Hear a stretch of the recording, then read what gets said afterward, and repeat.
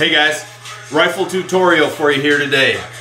Black Rain Ordnance upper and lower receiver set. This is the lower. It contains the world-renowned Geisley trigger group. My cousin Fred went with the flat design. It's a very sensitive trigger, so it doesn't take a whole lot of pressure to trigger that round. We have the upper, also Black Rain Ordnance. It's a .308 caliber. We have the JP handguard, and we also have the .308 NATO barrel with the custom muzzle brake built by my cousin Fred. And the purpose for that is to keep the muzzle down as you're shooting, thus eliminating it from going up, the kickback. Here is the nickel boron coated bolt. It also comes with a piece custom made for balance. It's weight to also reduce the kick. Here's the Bcm Charging Handle, model gunfighter.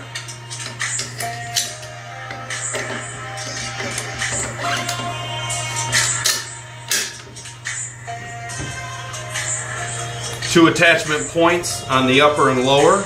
You put in the front first.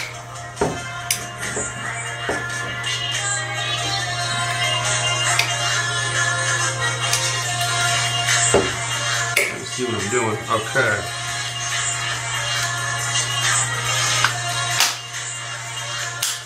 Okay. This gun was designed for long range repeated shooting. It is a semi-automatic rifle. It comes with the MAGPUL adjustable butt stock, and the adjustable means that it can go up and down on the cheek rest and back and forth on the shoulder rest. Now this helps set the distance between your eye and your scope. And you'll see here in a second how that plays a factor in long-range shooting. This is a Vortex Scope. It's a Vortex Viper. It's 6x24 with the mil dot reticle.